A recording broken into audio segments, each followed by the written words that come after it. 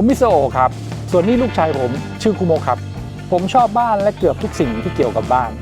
งานในอดิเรกของผมคือไปดูบ้านครับแล้วก็ทำคลิปรีวิวบ้านด้วยแต่นี่ไม่ใช่รายการรีวิวบ้านนะครับผมอยากจะรีวิวอะไรที่ใหญ่กว่านั้นครับคลิปนี้ผมจะพาไปรีวิวเกาะสมุยด้วยกันครับ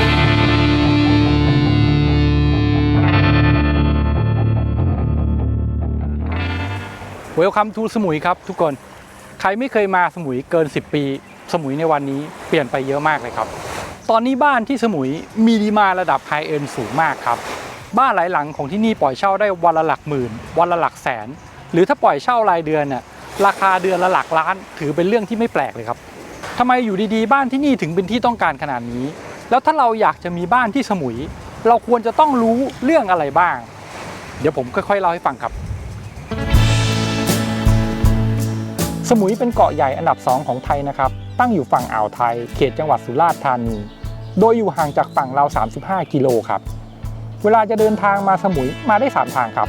ทางแรกสะดวกสุดคือบินมาครับด้วยสายการบินบางกอกแอร์เวย์มีบินได้ทุกวันทั้งจากดอนเมืองและสุวรรณภูมิครับ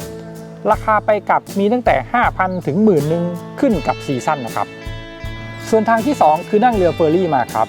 จากดอนสักชั่วโมงครึ่งค่าเรือคนละ180เองครับส่วนถ้าเอารถมาก็คิดคันละ580ครับเรือออกทุกชั่วโมงแต่ถ้าช่วงคนเยอะก็ออกทุกครึ่งชั่วโมงได้ครับทางที่3เพิ่งเปิดใหม่คือนั่งเรือมาจากกรุงเทพครับเป็นทางเลือกที่ดีสำหรับคนขี้เกียจขับรถลงใต้มาสุราษฎร์เพราะเราเอารถขึ้นเรือมาจากกรุงเทพได้เลย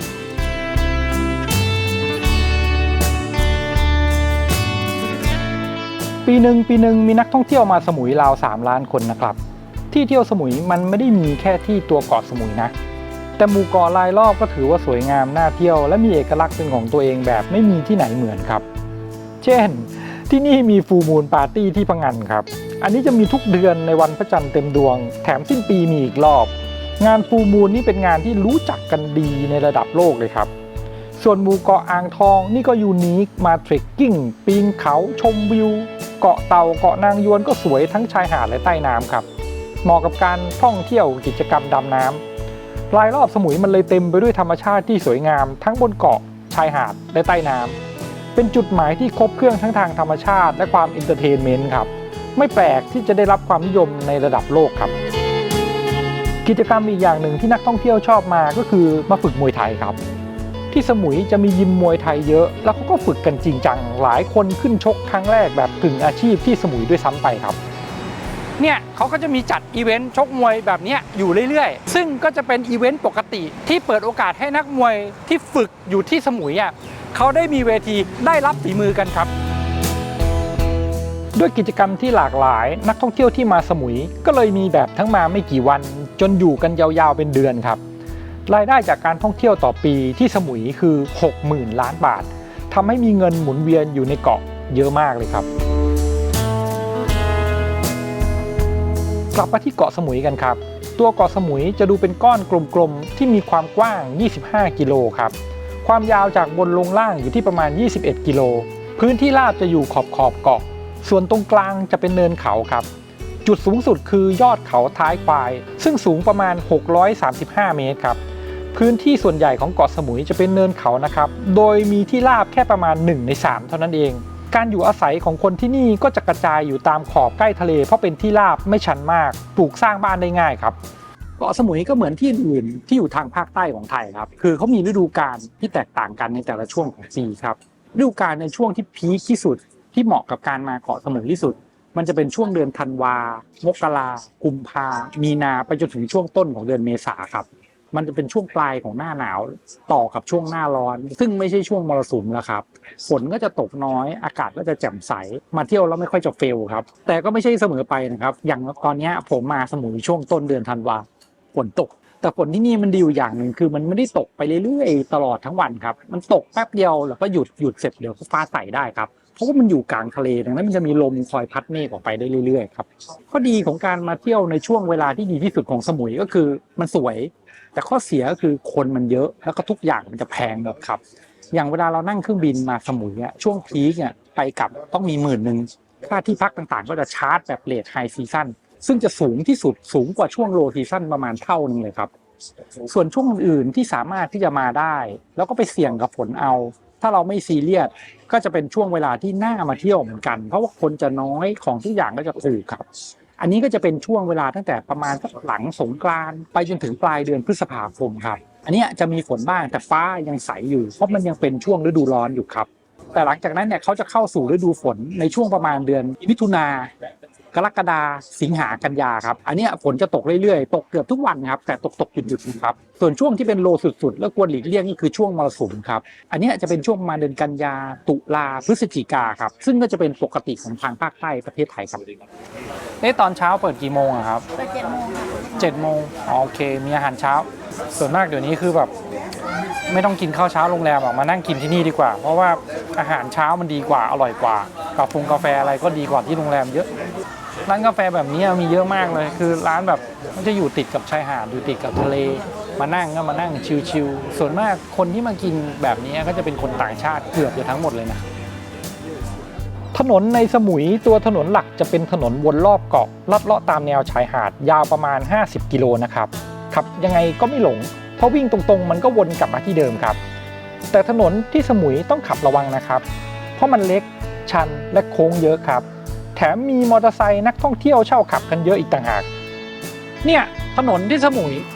มันจะเป็นถนนที่ไม่ได้ใหญ่ถนนหลักๆจะเป็นถนนวิ่งรอบเกาะแล้วก็จะเป็นถนนรองถนนซอยที่จะอิงตามทางเดินทางของชาวบ้านแต่เก่าก่อนดังนั้นมันจะซิกแซกเลี้ยวโค้งไปเลี้ยวโค้งมาเยอะครับปัจจัยสำคัญอีกอย่างหนึ่งที่ทำให้การขับรถหรือการขี่มอเตอร์ไซค์ที่สมุยมันอันตรายก็คือเรื่องเนินคือความชันครับหลายๆจุดเนี่ยนอกจากจะมีโค้งมีอะไรเยอะแล้วมันยังเป็นทางชันด้วยเวลากลางคืนก็มืดไม่มีไฟถนน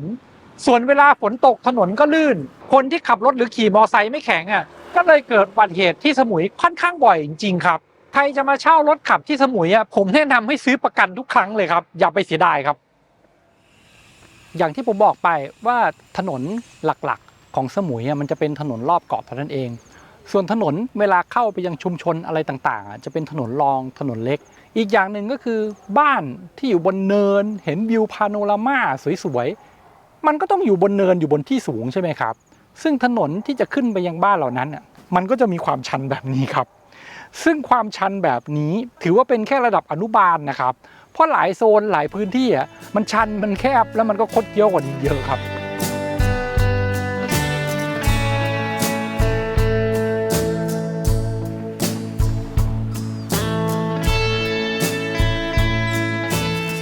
ถ้าพูดถึงโลเคชั่นที่เจริญและได้รับความนิยมที่สุดของสมุยครับมันจะอยู่ในโซนทางตะวันออกเฉียงเหนือของเกาะครับซึ่งโซนนี้จะมีแกนนำสำคัญอยู่2ที่ก็คือบ่อผุดกับเฉวงครับแต่โซนเฉวงจะเรียกว่าเป็นพรามโลเคชั่นที่สุดของเกาะสมุยที่ได้รับความนิยมและมีราคาซื้อขายอสังหาถือว่าอยู่ในระดับที่สูงที่สุดของเกาะสมุยครับขนาดเซ็นทรัลเขายังมาตั้งอยู่ที่นี่เลยส่วนโซนอื่นๆที่ถือว่าได้รับความสนใจและฮอตในช่วงนี้ก็มีหลายโซนนะเช่นโซนเชิงมนปลายแหลมอันนี้จะเป็นย่านฮอตในตอนนี้ครับเพราะอยู่ระหว่างเฉวงกับบ่อผุดเป็นจุดเชื่อมต่อที่ไม่วุ่นวายอยู่อาศัยได้ดีในขณะที่หากลงทุนปล่อยเช่าในอสังหาก็ถือว่าเป็นเขตเป็นโซนที่มี potential สูงเลยครับอีกโซนหนึ่งจะเป็นบ่อผุดครับเป็นโซนที่ฮอตในช่วงนี้มาคู่กันกับเฉวงอยู่แล้วโซนนี้เหมาะกับการลงทุนและอยู่อาศัยครับที่บ่อผุดมันจะมีจุดที่นักท่องเที่ยวชอบมาอันหนึ่งคือ Fisherman Village ก็คือหมู่บ้านชาวประมงนะจริงๆอันนี้มันจะคึกคักตอนกลางคืนเพราะว่าเขาจะมีพวกร้านค้าแผงลอยอะไรพวกนี้มาขายของเยอะแต่วันนี้เรามากลางวันเพราะว่าเราจะพาไปกินกาแฟอีกร้านหนึ่งครับพวกร้านค้าร้านอาหารที่อยู่ที่บ่อผุด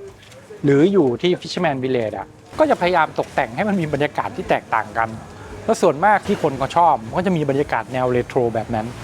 จะเป็นการเอาบ้านเก่าหรือตกแต่งแบบแนวบ้านเก่าแล้วก็ให้นักท่องเที่ยวก็ไปนั่งกินอาหารดื่มเครื่องดื่มถ่ายรูปกันในบรรยากาศแบบนี้เขาชอบครับตัว Fisherman Village ที่บ่อผุดเนี่ยอารมณ์มันจะเหมือนกับเวลาเราไปภูเก็ตคือมันจะเต็มไปด้วยร้านค้าร้านอาหารซึ่งตอนกลางวันเนี่ยเขาก็ขายอาหารกลางวันขายอะไรพวกนี้แต่ตอนกลางคืนมันจะคึกคักขึ้นไปอีกอารมณ์หนึ่งเลยครับคือมันจะมีร้านค้ามีแผงขายของอะไรมาเปิดเยอะมากแล้วนักท่องเที่ยวเขาจะเดินมาหาที่กินข้าวหาที่กินดีๆ หรือว่าเป็นจุดนัดพบกันกินเสร็จแล้วก็เดินช้อปปิ้งซื้อข้าวของซื้อขนมอะไรกลับที่พักของเขาขยับจากเฉวงและบ่อผุดไปหน่อยจะเป็นโซนหาดแม่น้ำครับอันนี้จะเหมาะกับการอยู่อาศัยและสามารถลงทุนได้แต่รีเทิร์นยังไม่เร็วเท่าแถวเชิงมนปลายแหลมนะครับข้อดีคือตรงนี้มันมีโรงเรียนนานาชาติและบ้านราคายังจับต้องได้ไม่แพงจนเกินไปครับถัดไปอีกจะเป็นโซนบางปอครับซึ่งอันนี้จะออกจากเมืองมาอีกหน่อยนึงโซนนี้จะเหมาะกับการอยู่อาศัยเน้นอยู่อาศัยเป็นหลักเลยครับหากจะลงทุนจะต้องเป็น long term investment แบบ long จริงๆเลยครับส่วนโซนเงียบๆอยู่อาศัยเลยแบบไม่เน้นลงทุนจะเป็นโซนตลิ่งงามทางใต้ครับหรือลี่ปะน้อยทางตะวันตกมันสงบสบายไม่พลุกพล่านครับมีข่าวว่าจะสร้างสะพานเชื่อมระหว่างสมุยสุราษฎร์นะครับซึ่งอาจจะทำให้โซนตลิ่งงามและลี่ปะน้อยมันบูมขึ้นในอนาคตก็ได้แต่อันนี้ยังถือเป็นเรื่องอนาคตไกลๆเลยนะครับใครที่ชอบทะเลจริงๆอยากหาบ้านในทำเลที่อยู่ใกล้ชายหาดที่สมุยมันไม่เหมือนกันนะครับหาดฝั่งเหนือฝั่งใต้ฝั่งตะวันออกฝั่งตะวันตกมันแตกต่างกันทั้งบรรยากาศลักษณะของทรายและชายหาดก็ไม่เหมือนกันครับเดี๋ยวเรามาดูหาดหลักๆกันโดยเริ่มจากทางเหนือก่อนครับหาดบ่อผุดจะเป็นหาดที่มีความยาวประมาณ2 กิโลเมตรนะครับตัวหาดจะอยู่ระหว่างหาดแม่น้ำกับหาดบางรักครับซึ่งอยู่ทางตอนเหนือของเกาะหาดบ่อผุดถือว่าเป็นชุมชนเก่าแก่ชุมชนดั้งเดิมของเกาะสมุยเพราะเป็นชุมชนหมู่บ้านชาวประมงชุมชนแรกที่ตั้งอยู่ที่เกาะสมุยครับตัวริมหาดบ่อผุดมันก็จะมีร้านค้าร้านอาหารโรงแรมที่พักรีสอร์ทอยู่เยอะค่อนข้างหนาแน่นเลยครับส่วนเรื่องของความสวยงามของตัวหาดบ่อผุดเนี่ยจะเรียกว่าเป็นรองหลายๆหาดที่อยู่ในเกาะสมุยครับเพราะด้วยลักษณะทางกายภาพของตัวหาดเองทำให้ทรายบริเวณชายหาดเนี่ยมันค่อนข้างหยาบและเม็ดใหญ่ครับเวลาเดินมันจะไม่ค่อยนุ่มเท้าเหมือนชายหาดที่มีทรายละเอียดครับตัวทรายในบริเวณนี้สีมันก็จะออกไปทางโทนน้ำตาลด้วยครับส่วนตัวน้ำก็พอเล่นได้นะครับแต่ก็ต้องดูโซนด้วยว่าโซนนั้นน่ะน้ำตื้นหรือน้ำลึกครับข้อเสียอย่างหนึ่งของหาดบ่อผุดก็คือมันมีนักท่องเที่ยวเยอะแล้วมีผู้ประกอบการร้านค้าอะไรต่างๆเยอะแต่การดูแลเรื่องของความสะอาดบริเวณชายหาดยังทำได้ไม่ค่อยดีครับเราจะพบเจอขยะบ้างน้ำทิ้งบ้างอยู่เป็นระยะครับซึ่งมันคงจะดีกว่านี้ครับถ้าผู้ประกอบการในบริเวณนี้ช่วยกันดูแลชายหาดให้มันสะอาดสวยงามน่าใช้กว่านี้ครับสิ่งหนึ่งที่ตัวหาดนี้แตกต่างจากหาดอื่นๆก็คือตัวหาดมันจะมีความคึกคักในเวลากลางคืนครับอันเนื่องมาจาก Fisherman Village นั่นแหละมันเป็นถนนคนเดินตอนกลางคืนที่เขาเปิดไฟคึกคักสว่างไสวและคนมาบริเวณนี้เยอะรวมถึงร้านอาหารหลายๆที่ตอนกลางคืนเขาจะมีโชว์ในบริเวณชายหาดด้วยครับดังนั้นเวลาเรามาเดินเล่นชายหาดที่นี่ถ้าเรามาตอนเย็นๆค่ำๆหรือตอนกลางคืนโดยที่ไม่ได้เน้นการเล่นน้ำว่ายน้ำเนี่ยมาเดินดูบรรยากาศมาเดินดูโชว์ตอนกลางคืนมันก็จะเป็นอีกหนึ่งแมกเนตที่น่าสนใจครับ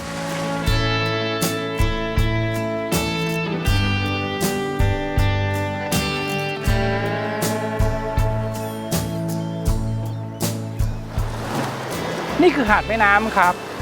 ตัวหาดแม่น้ำเนี่ยจะเป็นหาดที่อยู่ข้างๆกับหาดบ่อผุดเลยนะครับอยู่ติดกันเลย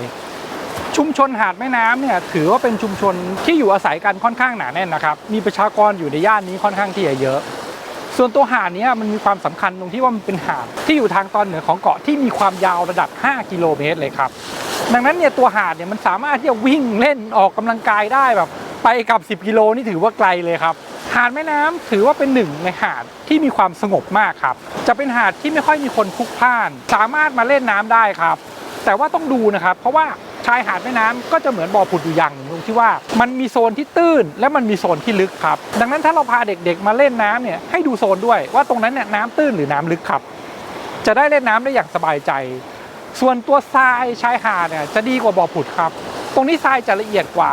เพียงแต่สีของทรายเนี่ยมันก็จะยังเป็นสีน้ำตาลยังไม่ได้ดูขาวสะอาดน่าเดินมากเหมือนหาดที่สวยๆหาดอื่นครับแต่ความละเอียดของทรายกับบรรยากาศเวลามาเดินดีและเป็นธรรมชาติกว่าบ่อผุดเยอะครับเพราะหาดนี้มันเป็นหนึ่งในหาดที่สงบมากของสมุยเหมาะกับการมาเดินตอนเย็นๆแล้วดูพระอาทิตย์ตกครับที่หาดแม่น้ำจะมีท่าเรือด้วยคือท่าเรือพระลานครับตัวท่าเรือพระลานเนี่ยจะอยู่ทางตอนเหนือของเกาะซึ่งหลักๆเวลาเรานั่งเรือต่อไปเกาะอื่นเนี่ยก็จะมีไปเกาะเต่าเกาะพังงันอะไรแบบนี้นะครับ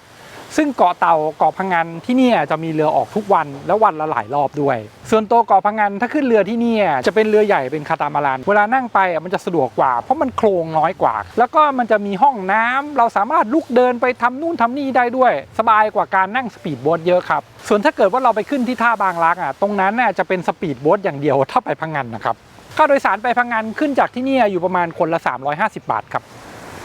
ด้านบนสุดของเกาะสมุยยังมีหาดที่สำคัญอีกหาดหนึ่งก็คือหาดบางปอครับตัวหาดบางปอจะเป็นหาดที่ยาวประมาณ4 กิโลนะครับอยู่ติดกับหาดแม่น้ำเลยครับซึ่งตัวหาดบางปอจะเป็นอีกหนึ่งหาดที่เงียบสงบไม่ค่อยมีพื้นที่คอมเมอร์เชียลติดกับตัวหาดครับส่วนตัวหาดเนี่ยสามารถเล่นน้ำได้นะครับเพราะหาดเป็นหาดที่น้ำตื้นครับ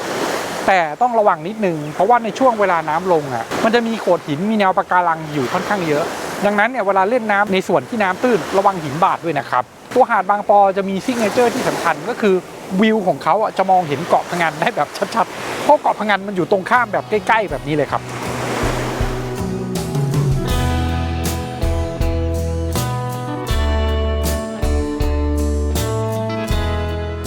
หาดที่มีความสำคัญกับสมุยและได้รับความนิยมมากที่สุดก็คือหาดเฉวงครับ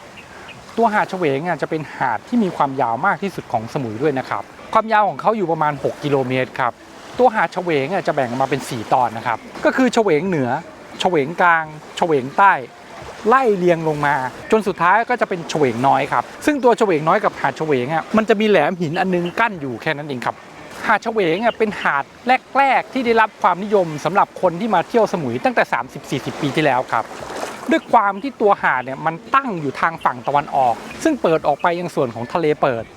ตัวทรายของที่นี่มันเลยเป็นทรายสีขาวที่ละเอียดแล้วก็น่าเดินครับหาดมันจะมีความกว้างทำกิจกรรมได้หลายอย่างครับส่วนตัวน้ำทะเลก็จะมีความใสค่อนข้างมากแต่อันนี้มันขึ้นอยู่กับแต่ละฤดูด้วยนะครับฤดูท่องเที่ยวปกติที่เป็นช่วงพีคน้ำจะใสกริบเลยครับแล้วก็จะเป็นชายหาดน้ำตื้นที่สามารถที่จะว่ายน้ำเล่นน้ำได้ครับแถมในบางจุดมันจะมีแนวโขดหินแนวปะการังให้พอดำน้ำดูพวกปลาเล็กๆว่ายอยู่ระหว่างกองหินได้ด้วยครับความที่ตัวเฉวงได้รับความนิยมมากดังนั้นพื้นที่ที่อยู่ใกล้ๆชายหาดเฉวงมันก็เลยมีโรงแรมมีรีสอร์ทเกิดขึ้นเยอะแยะมากมายไปหมดครับพอคนมาอยู่ตรงนี้เยอะๆก็เลยมีร้านค้าร้านอาหารมาเปิดให้บริการในพื้นที่บริเวณนี้มากเป็นเงาตามตัวทำให้พื้นที่บริเวณเฉวงเป็นหนึ่งในจุดที่มีความอุดมสมบูรณ์มีความเจริญคึกคักที่สุดของเกาะสมุยครับแต่อันนี้มันก็ต้องแลกกันนะครับเฉวงสมัย 30-40 ปีที่แล้วยังเป็นหาดที่บริสุทธิ์สงบไม่พลุกพล่านแต่ปัจจุบันถ้าอยากได้ความรู้สึกแบบนั้นคงต้องเลือกไปหาดอื่นครับหาดเฉวงตอนกลางวันกับตอนกลางคืนไม่เหมือนกันนะครับตอนกลางคืนที่นี่จะมีบีชครับแล้วมีหลายคลับด้วยครับเขาจะมีโชว์มีการแสดงให้เรามานั่งเล่นดูการแสดงจิบเครื่องดื่มอะไรต่างๆสังสรรค์กับเพื่อนได้ครับมันจะคึกคักแตกต่างจากเฉวงตอนกลางวันคนละเรื่องเลยครับแล้วเนี่ยบรรยากาศของเฉวงตอนกลางคืนจะดูคุ้นๆไหมดูเหมือนป่าตองที่ภูเก็ตเลยอันนี้เหมือนเป็นคู่แฝดกันเลยครับเดี๋ยวเราเดินดูกัน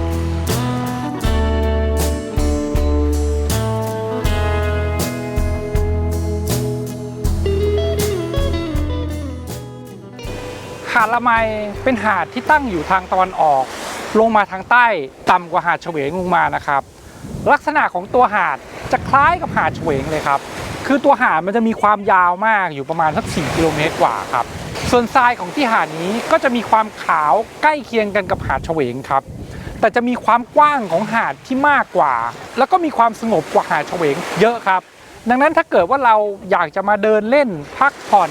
ว่ายน้ำเล่นแบบชิลๆไม่อยากพลุกพล่านมากก็สามารถที่จะเลือกขับรถมาใช้งานที่หาดนี้ได้ครับแต่เวลามาว่ายน้ำเล่นที่หาดละไมต้องระมัดระวังนิดนึงนะครับเพราะตัวหาดละไมมันจะมีจุดที่มีความลึกและกระแสน้ำค่อนข้างแรงในบางช่วงครับเวลามาว่ายน้ำก็ควรจะต้องระมัดระวังดีๆแล้วก็ให้สังเกตธงที่เขาตั้งเตือนไว้ที่ตัวหาดด้วยว่าในช่วงนั้นมันเหมาะกับการเล่นน้ำไหมหาดละไมจะเป็นจุดที่ตั้งของซิกเนเจอร์ที่สำคัญที่สุดของเกาะสมุยคือหินตาหินยายตรงนู้นครับผม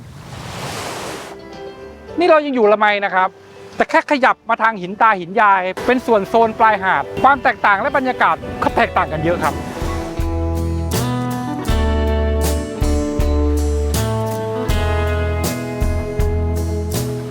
เนี่ยใครมาก็ต้องมาถ่ายรูปกับหินตาหินยายแต่เวลามาก็ระวังหน่อยนะเพราะว่ามันเดินลำบากหินตา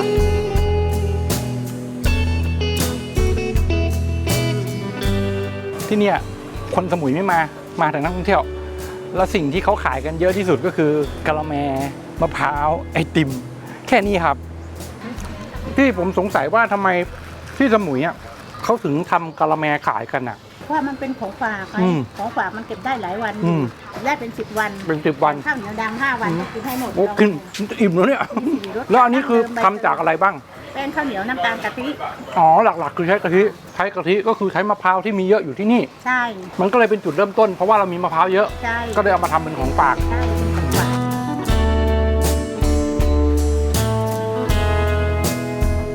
เนี่ยว่าจะไม่ซื้อสุดท้ายก็ต้องซื้ออยู่ดีเพราะว่ากะละแมที่เนี่ยมันยูนิคมากๆเลยครับชิมแล้วก็ต้องซื้อใช่ไหม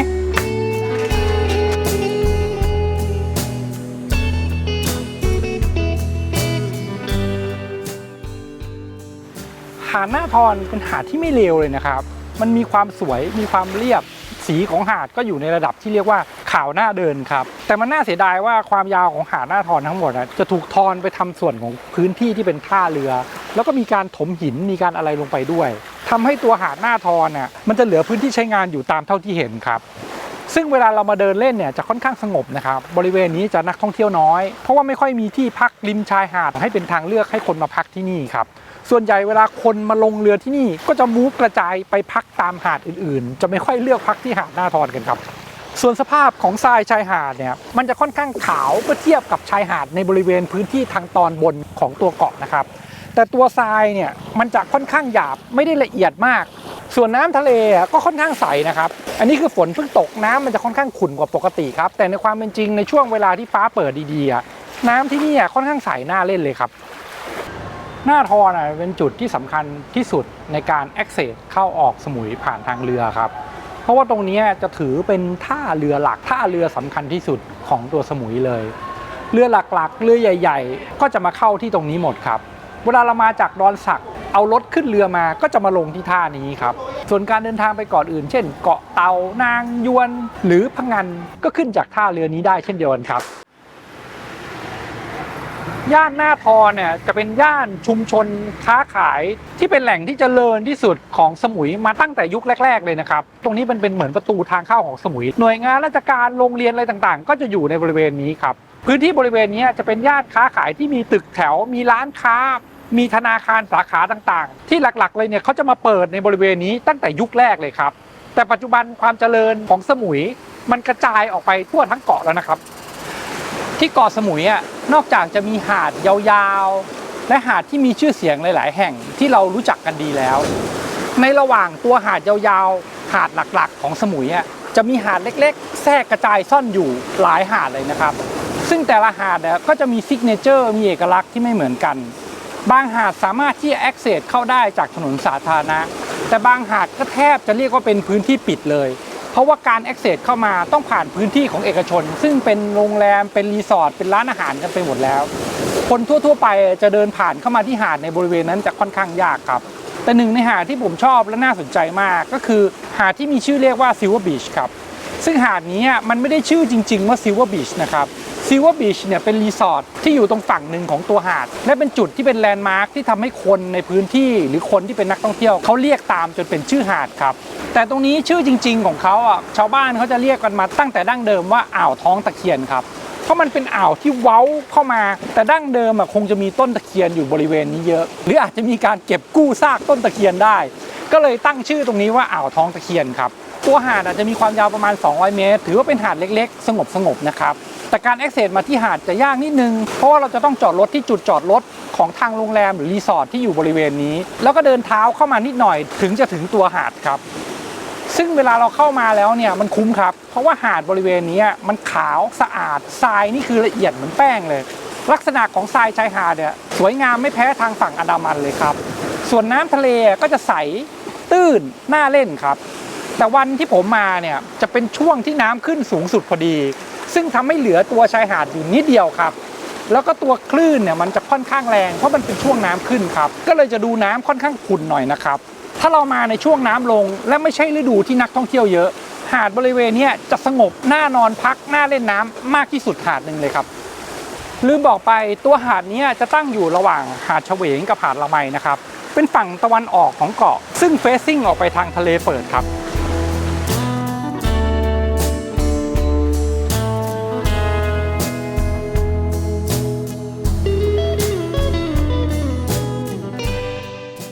บ้านที่สมุยจะมีทั้งทาวน์โฮมบ้านเดี่ยวและคอนโดนะครับแต่การพัฒนาโครงการใหญ่ๆที่นี่จะทำได้ยากมากเลยแทบจะไม่มีโครงการบ้านจัดสรรใหญ่ๆหรือคอนโดขนาดใหญ่ๆเลยครับปัจจุบันน่าจะมีคอนโดขายอยู่แค่โครงการเดียวครับทำไมมันพัฒนายากขนาดนี้เดี๋ยวผมจะเล่าให้ฟังตอนท้ายๆครับส่วนรูปแบบบ้านจะมีทั้งบ้านติดทะเลบ้านแทรกอยู่ในชุมชนบ้านบนเนินวิวสวยๆมีให้เลือกเยอะแยะมากมายหลายแบบครับส่วนชาวบ้านเวลาเขาอยู่อาศัยที่สมุยเขาก็ไม่ได้อยู่ริมหาดไม่ได้อยู่บนเนินเขาสวยๆหรอกเพราะว่ามันเดินทางมาทำงานยากเขาก็จะอาศัยอยู่ระหว่างพื้นที่ที่ใกล้ๆหาดใกล้ๆพื้นที่ทำงานของเขาซึ่งมันก็จะเป็นทำเลที่อยู่ตามซอยตัวบ้านก็จะเป็นลักษณะบ้านแถวลักษณะแบบนี้เยอะครับส่วนคนที่มีกำลังทรัพย์หน่อยก็อาจจะทำเป็นบ้านเดี่ยวแทรกกระจายเกาะกลุ่มกันอยู่ในโซนที่เขาทำงานหรือใช้ชีวิตอยู่ครับส่วนนักท่องเที่ยวเวลามาที่สมุยเขาเลือกที่พักที่ทำมาสำหรับนักท่องเที่ยวอยู่แล้วอย่างพวกโรงแรมรีสอร์ทเนี่ยเขาเลือกเป็นอันดับแรกครับน้อยที่จะเลือกพักตามบ้านแบบนี้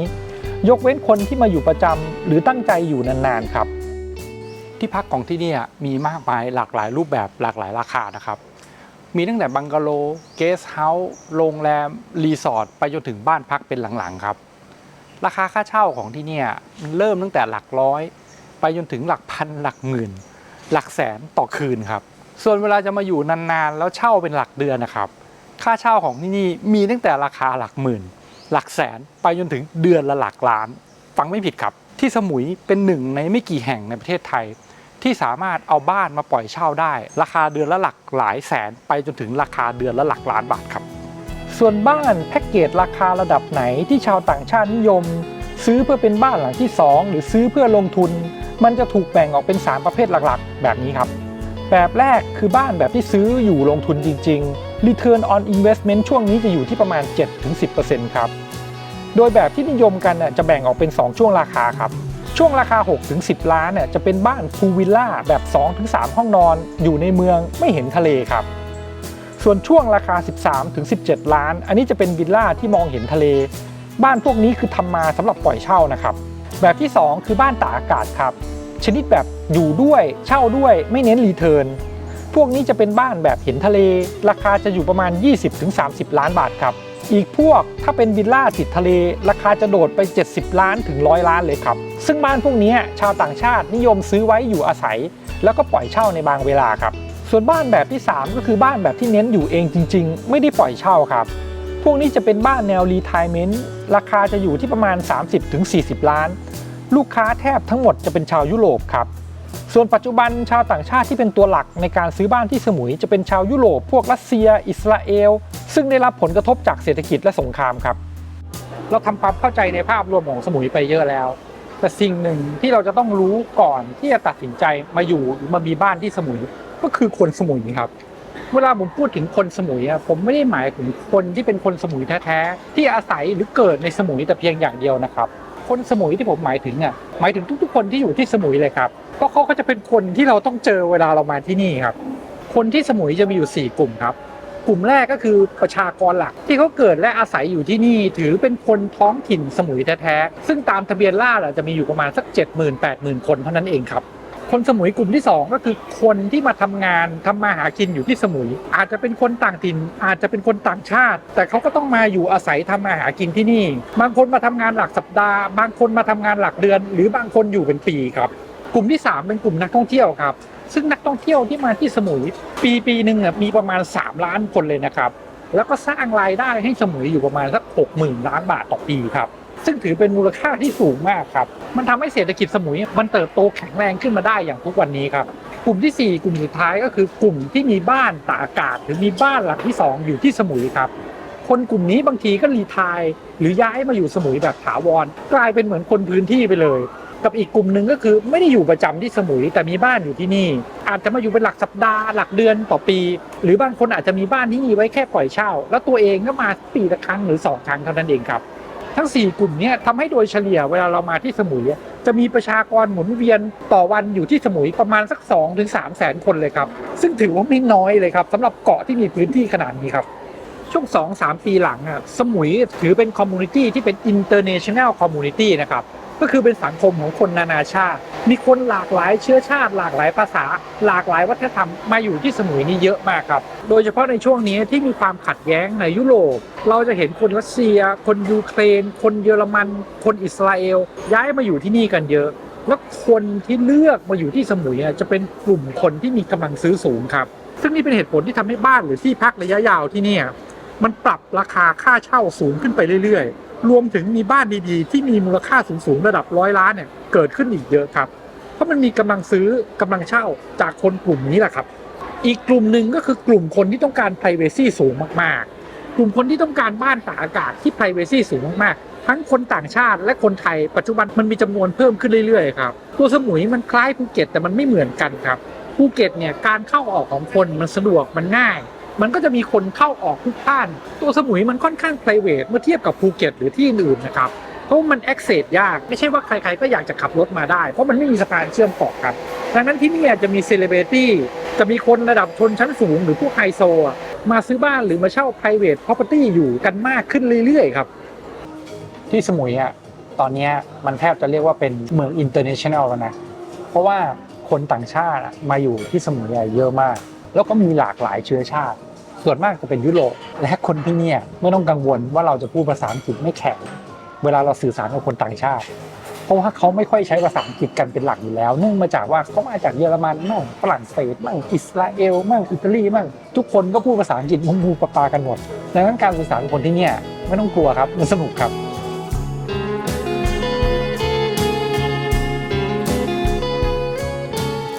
เวลามาเที่ยวกับเวลามาอยู่จริงนี่มันคนละเรื่องนะครับเวลาไปเที่ยวบางทีแค่มีที่นอนดีๆมีอาหารก็โอเคละแต่ถ้าจะมาอยู่จริงเราต้องดูด้วยว่าสิ่งอำนวยความสะดวกมันพร้อมที่เราจะใช้ชีวิตยาวๆหรือเปล่าที่สมุยมีครบครับทั้งโรงเรียนอินเตอร์โรงพยาบาลอินเตอร์ร้านวัสดุก่อสร้างที่ออกกำลังกายมินิมาร์ทคลินิกร้านขายยามีกระทั่งสนามซ้อมกอล์ฟสนามกอล์ฟสนามมวยมีเหมือนอยู่ในเมืองใหญ่ทั่วไปครับที่สำคัญของสมุยคือเรื่องกินครับที่นี่มีอาหารให้เลือกกินเยอะมากทั้งไทยโลคอลอินเตอร์ร้านขนมร้านกาแฟดีๆก็มีให้เลือกเยอะแยะไปหมดครับอย่างหนึ่งที่ผมชอบมากเวลามาสมุยก็คือเรื่องอาหารการกินครับคือผมเป็นคนชอบกินอาหารใต้แล้วก็ที่สมุยเนี่ยมันมีร้านอาหารใต้ดีๆเยอะมากครับแต่ความดีงามของร้านอาหารใต้ที่สมุยก็คือว่าปกติผมชอบกินอาหารใต้ก็จริงแต่ผมทนเผ็ดไม่ค่อยได้ครับซึ่งร้านอาหารใต้ของที่นี่เขาจะปรับรสให้มันพอดีกับนักท่องเที่ยวคือไม่เผ็ดจนเกินไปดังนั้นแทบจะทุกเมนูเขามันทานง่ายครับเวลามาที่สมุยสิ่งหนึ่งที่ชอบมากๆคือตะเวนหาร้านอร่อยๆบรรยากาศดีๆกินครับอันนี้เป็นหนึ่งในร้านที่ชอบอันนี้อยู่ที่บ่อผุดตรง Fisherman Village ครับชื่อร้านคือ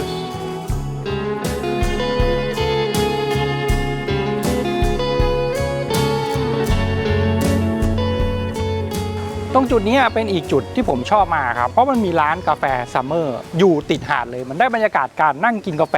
บนหาดริมทะเลครับตัวร้านซัมเมอร์จะอยู่ตรงข้ามกับโรงแรม Holiday Inn เลยนะครับคือมากินกาแฟที่นี่คือมากินบรรยากาศครับเพราะว่ากาแฟที่นี่ราคาจะโคตรแพงเลยคือราคาจะสูงโดดไปกว่ากาแฟร้านปกติทั่วไปเพราะขายทำเลขายบรรยากาศไม่ได้ขายกาแฟครับตรงนี้ดังนั้นคนที่เขามาเร็วเขาจะไปนั่งที่เคาน์เตอร์ที่มองเห็นวิวทะเลมองเห็นบีชแล้วก็นั่งแช่กันยาวๆอย่าคิดว่าเขานั่งแป๊บเดียวเรานั่งรอแป๊บเดียวพอเขากินเสร็จเราจะไปนั่งเสียบไม่ครับเขานั่งกันเป็นชั่วโมงครับ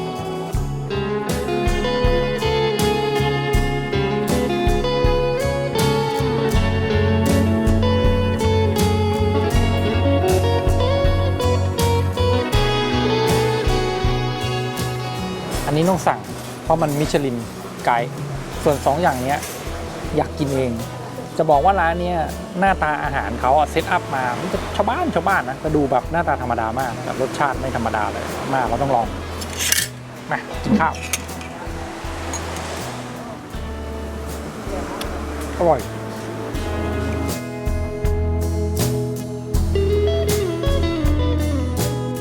คือที่นี่จะมีร้านอาหารนานาชาติเยอะมากมายหลายชาติมาก หนึ่งในร้านอาหารที่เราไม่ค่อยจะได้กินก็คืออาหารอิสราเอลมีสิ่งหนึ่งที่ผมอยากจะบอกทุกคนเวลามากินอาหารที่นี่ก็คือ จะบอกว่าทุกชาติทุกภาษาที่ต่างวัฒนธรรมกันหรือบางชาติก็เป็นศัตรูคู่แค้นกันด้วยซ้ำแต่พอมาอยู่ที่เกาะสมุยเขากลับเบลนด์เข้าด้วยกันได้อยู่กันได้แบบไม่มีปัญหาครับนี่คือหนึ่งในข้อดีอย่างหนึ่งของคนไทยและประเทศไทยครับเราสามารถที่จะอยู่กันได้กับทุกชาติทุกภาษาแล้วเราเป็นวัฒนธรรมที่เมื่อต่างชาติต่างภาษาใดๆก็ตามมาอยู่ในประเทศเราผสมกลมกลืนกับคนชาติไทยเราแล้วเนี่ยมักจะไม่ค่อยมีความขัดแย้งกันและอยู่ด้วยกันได้แบบสันติแบบไทยๆเรานี่เลยครับเรียกได้ว่าสมุยหรือประเทศไทยเป็นเหมือนเครื่องหลอมรวมเบลนดิ้งคนต่างชาติต่างศาสนาที่มีความคิดแตกต่างกันเข้าด้วยกันได้อย่างน่าสนใจเลยครับกินละ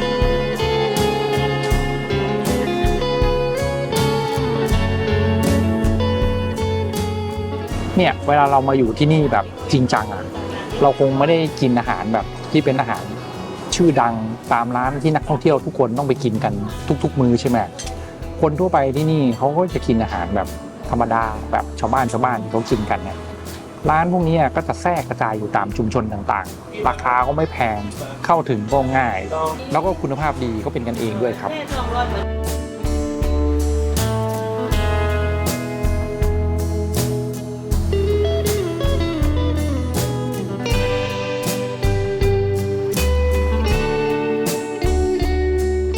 หลังจากกินของอร่อยมาติดกันหลายมื้อเราก็อยาก back to basic บ้างครับไข่เจียวหมูสับกับผัดพริกหยวกครับอร่อย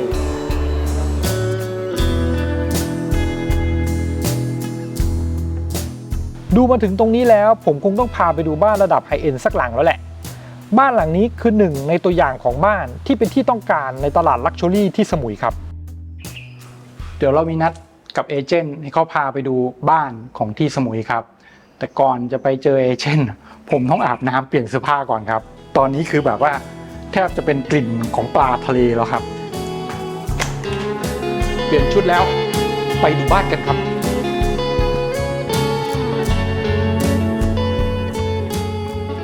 ทุกคนครับ Welcome to Villa Laffy ครับบ้านหลังนี้เป็นพูลวิลล่าที่เพิ่งเปิดใหม่ได้ไม่นานครับตัวบ้านเป็นบ้านเล่นระดับอยู่บนเนินเขาครับแล้วก็จะมีพื้นที่ใช้สอยเยอะมากครับส่วนราคาขายของบ้านหลังนี้อยู่ที่5 ล้านเหรียญครับหรือประมาณ175 ล้านบาทแต่ถ้าเกิดว่าเราอยากจะเช่าเขาเปิดออปชั่นเช่าด้วยนะครับค่าเช่าอยู่ระหว่างคืนละ 55,000 บาทถึง 100,000 บาทขึ้นอยู่กับซีซั่นครับตัวบ้านจะมีประตูกั้นมิดชิดแบบนี้นะครับส่วนที่จอดรถจะขับเข้ามาจอดด้านในครับพื้นที่ชั้นล่างของบ้านเนี่ยเขาจะมีพื้นที่ที่เตรียมไว้ให้ตัวเมดคนขับรถหรือแม้แต่เชฟสามารถมีโซนที่เรียกว่าเป็นโซนของสตาฟพักอาศัยอยู่ที่นี่ด้วยซึ่งจะอยู่ในตำแหน่งที่ใกล้กับที่จอดรถครับส่วนทางด้านนี้จะเป็นพื้นที่ที่เขาทำออกมาเป็นยิมแล้วด้านที่อยู่ติดกับยิมก็จะเป็นครัวที่เป็นครัวแบบโปรเฟชชั่นแนลให้เชฟเข้ามาทำอาหารได้ครับ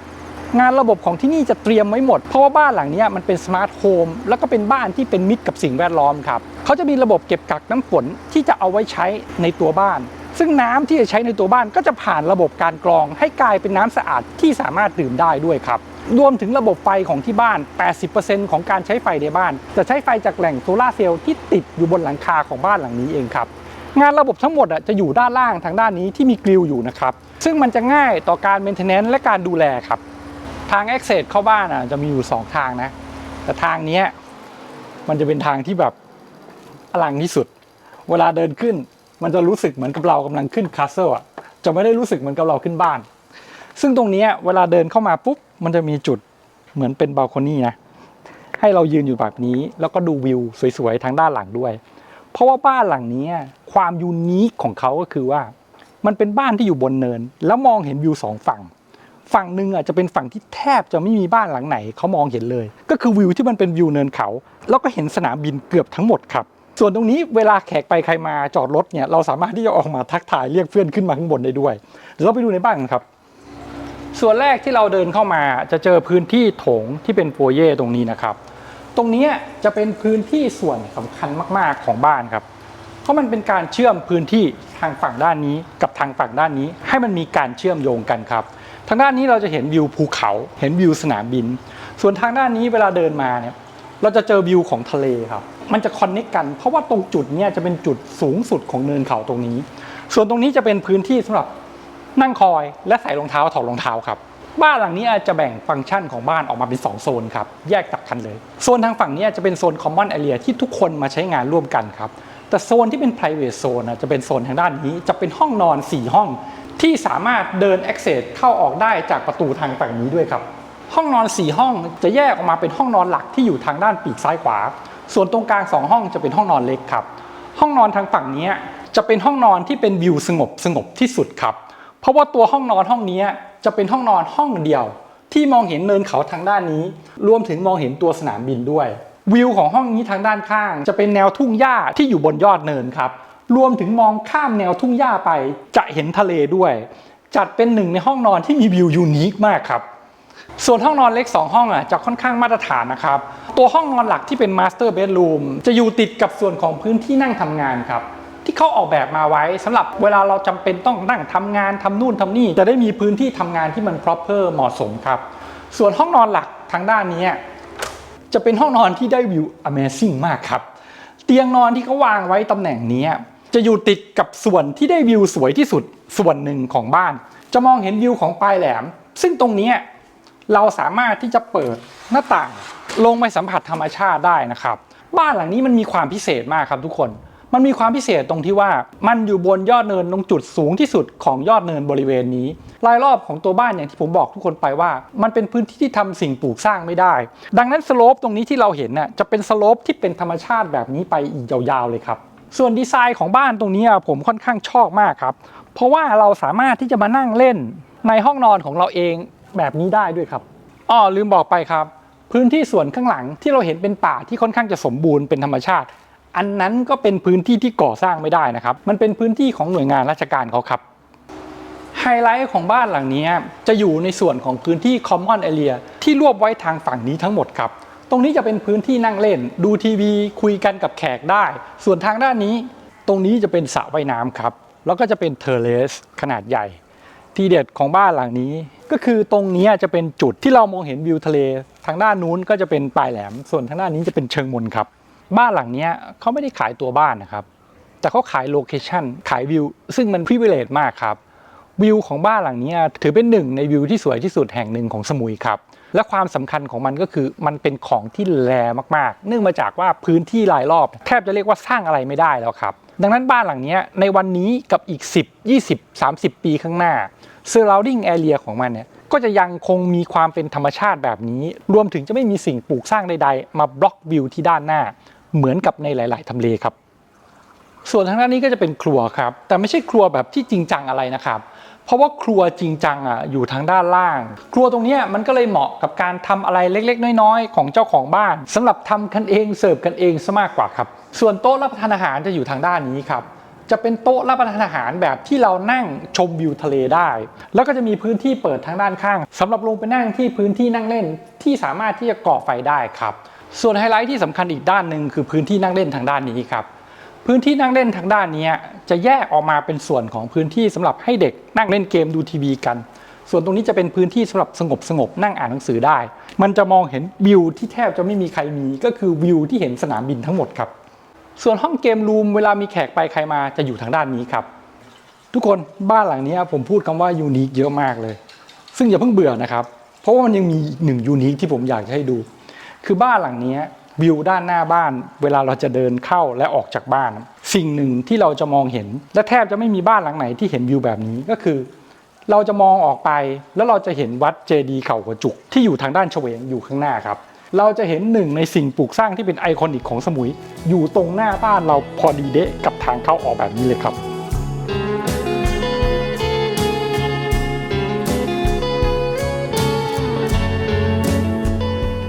ทุกคนครับ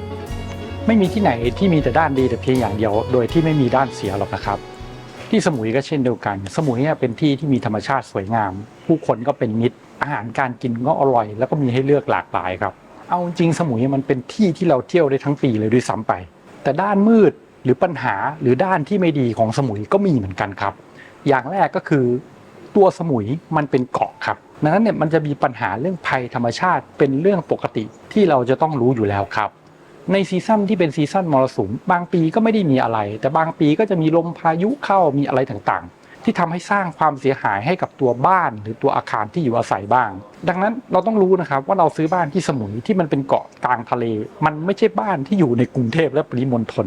ซึ่งเกาะกลางทะเลมันจะต้องมีปัญหาเรื่องลมเรื่องฝนเรื่องการต้องซ่อมบำรุงและดูแลบ้านในทุกๆปีครับและความที่สมุยมันเป็นเกาะที่ไม่ได้มีสะพานเชื่อมกับแผ่นดินดังนั้นเนี่ยมันจะมีลิมิเตชันหรือข้อจำกัดครับก็คือข้อจำกัดในเรื่องของการเดินทางและอิสระในการเดินทางไปไหนตอนไหนเราจะเลือกเดินทางได้โดยการใช้เรือหรือการใช้เครื่องบินเท่านั้นดังนั้นในช่วงมรสุมพายุเข้าหรือลมแรงเราอาจจะบินไม่ได้หรือเราอาจจะไม่มีเรือข้ามฟากดังนั้นอิสระในการเดินทางมันจะถูกจำกัดในบางห่วงเวลาครับส่วนข้อถัดมาปัญหาที่2ก็คือเรื่องของน้ำครับคือที่สมุยมันจะมีปัญหาในเรื่องของน้ำเยอะครับโดยเฉพาะน้ำประปาที่มันค่อนข้างจะขาดแคลนในบางโซนในบางพื้นที่ครับปัญหาเรื่องน้ำเนี่ยมันจะรวมลามไปถึงปัญหาเรื่องการบริหารและจัดการขยะด้วยครับเพราะว่าที่สมุยเนี่ยยังไม่มีระบบที่ดีพอในการจัดการขยะที่ตัวเกาะเองครับซึ่งทั้งข้อจำกัดในเรื่องของน้ำและปัญหาเรื่องขยะมันทำให้การเลือกซื้อที่อยู่อาศัยเราต้องดูโซนดีๆครับเพราะว่าโซนที่เราเลือกมันอาจจะสวยจริงน่าอยู่จริงแต่พอมันไม่มีน้ำประปาไม่มีรถเก็บขยะหรือสาธารณูปโภคอื่นๆเข้าไม่ถึงเนี่ยมันก็จะเป็นปัญหาสำคัญในการอยู่อาศัยแบบจริงจังได้ครับส่วนถัดไปคือเรื่องของคนครับโอเคครับคนสมุยเป็นคนดีเป็นคนไนซ์เป็นคนซื่อสัตย์ครับแต่มันก็จะเหมือนในต่างจังหวัดที่มีผลประโยชน์เกี่ยวข้องในพื้นที่เยอะๆครับพอมีผลประโยชน์มันก็จะมีคนดูแลครับซึ่งคนดูแลเหล่านี้ก็จะเป็นคนพื้นที่ครับซึ่งผู้ดูแลในพื้นที่นี้มันไม่ได้มีแต่ผลลบนะครับผลบวกก็มีอย่างเรื่องอาชญากรรมเรื่องการทำมาหากินที่ล้ำเส้นกันมันไม่ค่อยมีปัญหาที่นี่เพราะเขาดูแลบริหารจัดการกันเองมาตั้งแต่ไหนแต่ไรแล้วครับ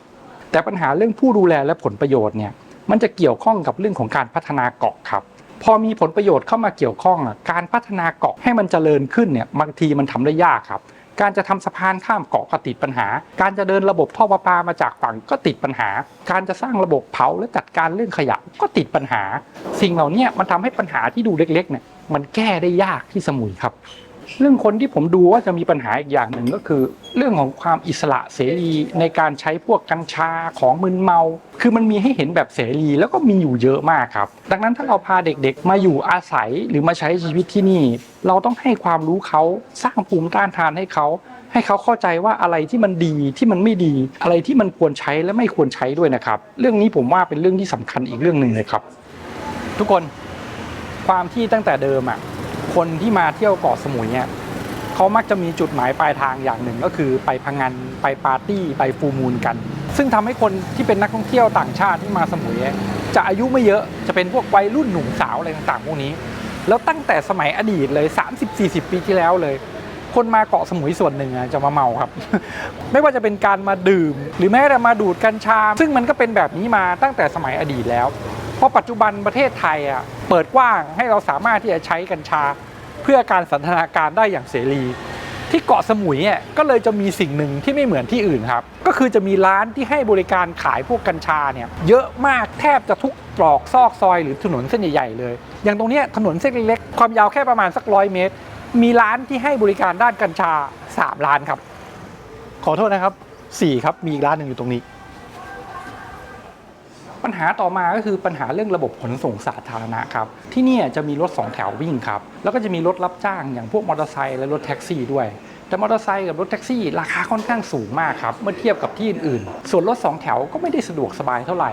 มันก็เลยทำให้คนที่มาเที่ยวที่เกาะสมุยหรือมาอยู่อาศัยที่เกาะสมุยต้องพึ่งพารถส่วนตัวไม่ว่าจะเป็นการเช่าหรือซื้อมาใช้เองครับปัญหาเรื่องการจราจรและอุบัติเหตุในสมุยมันก็เลยเยอะเป็นเงาตามตัวครับเพราะไม่ใช่ทุกคนที่ขี่มอไซค์แข็งและไม่ใช่ทุกคนที่ขับรถดีครับสุดท้ายคือเรื่องที่สำคัญมากเวลาเราจะซื้อบ้านที่สมุยครับก็คือความทริกกี้ในการออกเอกสารสิทธิ์และการทำสัญญาอะไรต่างๆบ้านหลายที่ดินหลายแปลงในเกาะสมุย